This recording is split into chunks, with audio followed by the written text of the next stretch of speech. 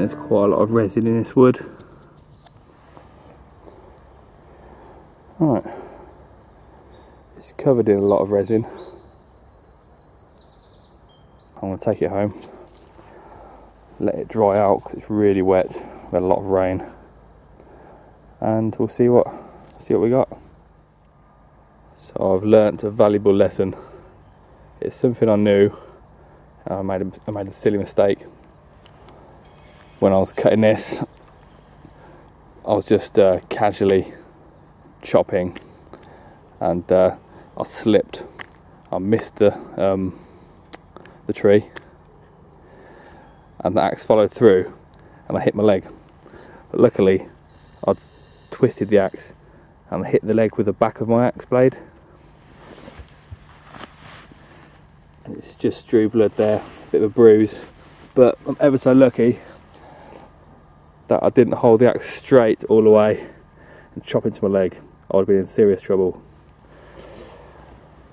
So it's just a reminder that I should chop with the axe between the legs.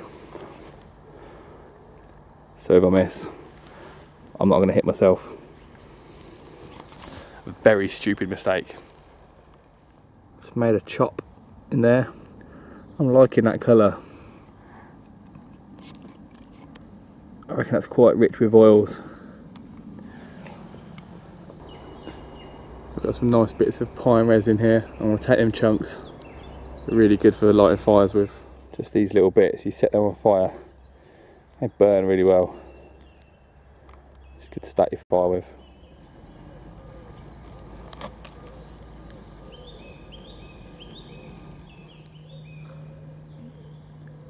So I've pulled a stick from here.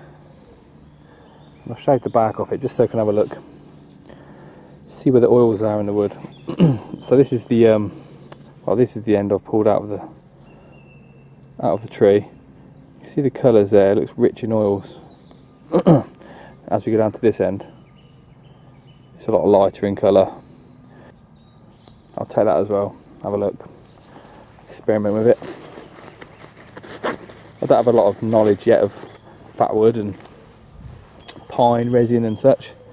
I'm just out here, just having a look really and learning as I go along.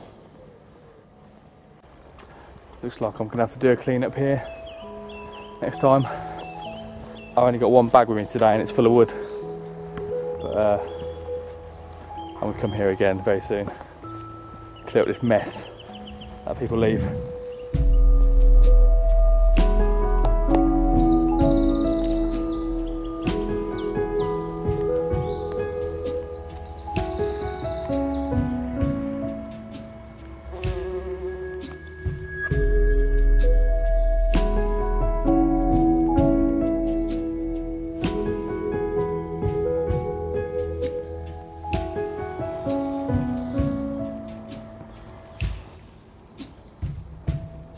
Them trees are good pals.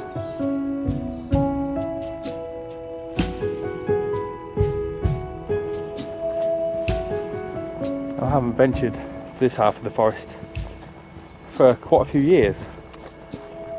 Generally I have like a little loop that I do.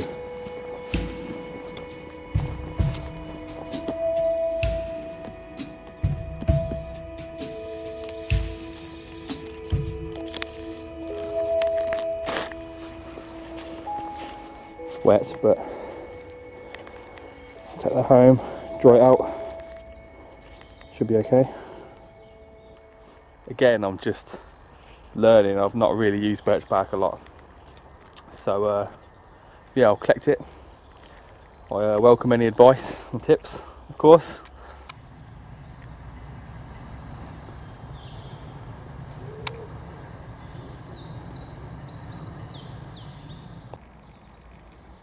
Robin, collecting some nesting materials. Now this stick's pretty good for balancing the camera on top to steady it for shots where I'm zoomed in quite far. I'm going to stick a threaded rod on there so I can actually screw the camera on top. Maybe like a wooden monopod.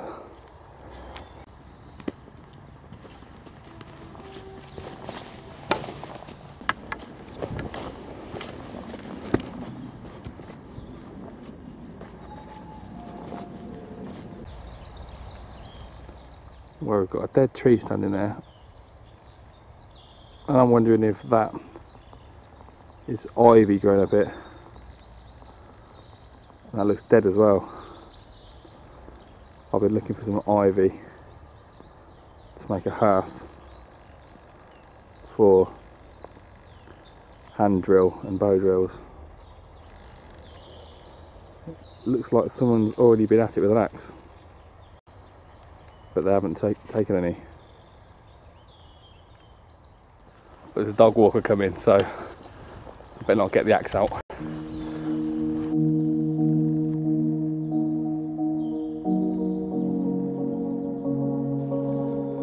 Look how dense it is through there.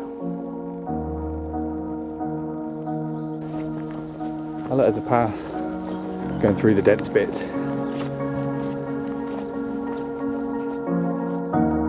nice.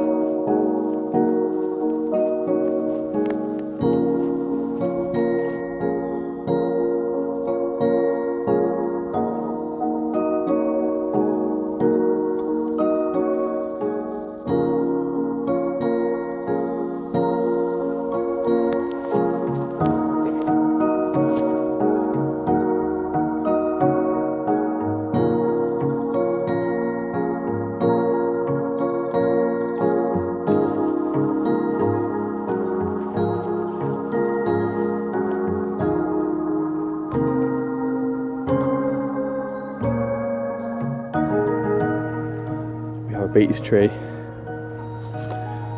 and some young beech leaves.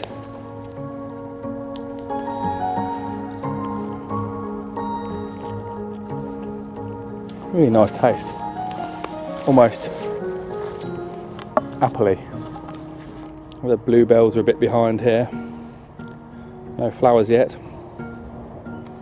When I'm back having a look at this, what I believe is ivy. But if you see, look, it's full of woodworm.